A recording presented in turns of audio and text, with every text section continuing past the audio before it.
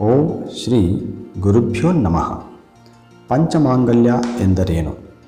ನಂಬಿಕೆ ಏನೆಂದರೆ ಹೆಣ್ಣಿಗೆ ಮಾಂಗಲ್ಯ ಎನ್ನುವುದು ಸರ್ವಶ್ರೇಷ್ಠವಾದುದು. ಭಾರತೀಯ ಸಂಪ್ರದಾಯದಲ್ಲಿ ಮಾಂಗಲ್ಯಕ್ಕೆ ಅತ್ಯಂತ ಬೆಲೆ ಉಂಟು. ಹಿಂದೂ ಧರ್ಮ ಮಾಂಗಲ್ಯವನ್ನು ಅತ್ಯಂತ ಪವಿತ್ರವಾದ ಭಾವದಿಂದ ಕಾಣುವುದು. ಗಂಡಸರೂ ಸಹ ಮಾಂಗಲ್ಯಕ್ಕೆ ಕೈ ಮುಗಿಯುವರು.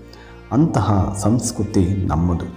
ನೈತಿಕತೆಯ ಗೆರೆಯನ್ನು ದಾಟದಂತೆ ಬಾಳಲು ಪ್ರತಿಯೊಬ್ಬರಿಗೂ ಮಾಂಗಲ್ಯ ಹಾಗೂ ಪಂಚಮಾಂಗಲ್ಯಗಳು ಸಹಕಾರ ನೀಡುತ್ತವೆ. ಹಣೆಯಲ್ಲಿ ಕುಂಕುಮ, ಕುತ್ತಿಗೆಯಲ್ಲಿ ಮಾಂಗಲ್ಯ, ತಲೆಯಲ್ಲಿ ಹೂವು, ಕೈಗಳಿಗೆ ಗಾಜಿನ ಬಳೆಗಳು, ಕಾಲಿನಲ್ಲಿ ಕಾಲುಂಗುರವನ್ನು ಧರಿಸಿದರೆ ಸಾಕು ಪಂಚಮಾಂಗಲ್ಯಗಳನ್ನು ಧರಿಸಿದಂತೆ ಎಂದು ಹೇಳಬಹುದು.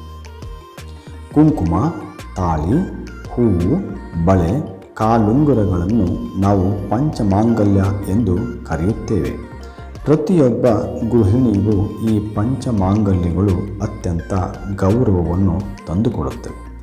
ಇನ್ನು ವೈಜ್ಞಾನಿಕತೆ ಏನೆಂದರೆ, ತಲೆಗೆ ಧರಿಸಿದ ಹೂವುಗಳ ಸುವಾಸನೆಯಿಂದ ಮನಸ್ಸು ಪ್ರಫುಲ್ಲಗೊಳ್ಳುವುದು. ಹಣೆಗೆ ಕುಂಕುಮವನ್ನು ಧರಿಸುವುದರಿಂದ ಎರಡು ಹುಬ್ಬುಗಳ ನಡುವೆ ಒಂದು ಬಗೆಯ ಆಕರ್ಷಣೆ ಉಂಟಾಗಿ ತಲೆನೋವು ಬರುವುದಿಲ್ಲ ಎನ್ನುವರು. ಅದೇ ರೀತಿ ಕೈಗೆ ಬಳೆಗಳನ್ನು ಧರಿಸುವುದರಿಂದ ಕೈಗಳಿಗೆ ವ್ಯಾಯಾಮ ಹಾಗೂ ಕೈಗಳು ದಪ್ಪವಾಗದಂತೆ ಬಳೆಗಳು ಸಹಕಾರ ನೀಡುತ್ತವೆ ಎಂದು ಹೇಳಲಾಗಿದೆ. ಮಾಂಗಲ್ಯವನ್ನು ಧರಿಸುವುದರಿಂದ ಕರಿಮಣಿ, ಚಿನ್ನದ ಲೋಹ ಎರಡೂ ಸೇರಿಕೊಂಡು ಒಂದು ಬಗೆಯ ದೈವಿ ಶಕ್ತಿಯನ್ನು, ಮನಸ್ಸಿಗೆ ಮುದವನ್ನು ತಂದುಕೊಡುವುದು. ಕಾಲಿಗೆ ಕಾಲುಂಗುರವನ್ನು ಧರಿಸುವುದರಿಂದ ಬೆಳ್ಳಿ ಲೋಹ ದೇಹಕ್ಕೆ ತಂಪನ್ನು ನೀಡುವುದು. ಅದೇ ರೀತಿ ಪಂಚಮಾಂಗಲ್ಯವನ್ನು ಧರಿಸುವುದರಿಂದ ಸಮಾಜದ ನೈತಿಕತೆಯನ್ನು ನಾವು ಕಾಪಾಡಿದಂತೆ ಆಗುವುದು.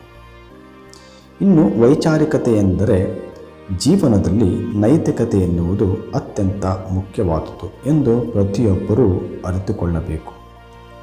ನೈತಿಕತೆಯಿಂದ ಉತ್ತಮ ಸಮಾಜದ ನಿರ್ಮಾಣ ಉಂಟಾಗುವುದು. ಬದುಕಿನಲ್ಲಿ ಎಲ್ಲ ಸಂಪತ್ತಿಗಿಂತ ನೈತಿಕ ಸಂಪತ್ತು ಮನುಷ್ಯನ ವ್ಯಕ್ತಿತ್ವವನ್ನು ರೂಪಿಸುವುದು. ಉತ್ತಮವಾದ ಕೌಟುಂಬಿಕ ಸಂಬಂಧಗಳನ್ನು ಬೆಳೆಸಲು ಪಂಚಮಾಂಗಲ್ಯ ಸಹಕಾರ ನೀಡುವುದು. ಹೆಣ್ಣಿನ ಘನತೆ, ಗೌರವವನ್ನು ಪಂಚಮಾಂಗಲ್ಯಗಳು ಅಧಿಕ ಮಾಡುತ್ತವೆ ಎಂದರೆ ತಪ್ಪಾಗಲಾರದು. ಉತ್ತಮವಾದ ವಿಚಾರಗಳನ್ನು ಮಾತನಾಡಲು, ಒಳ್ಳೆಯ ಸಂಬಂಧಗಳನ್ನು ಬೆಳೆಸಿಕೊಳ್ಳಲು ನೈತಿಕ ಚೌಕಟ್ಟು ತುಂಬ ಮುಖ್ಯ. ಸರ್ವೇ ಜನೋ ಸುಖಿನೋ ಭವಂತು.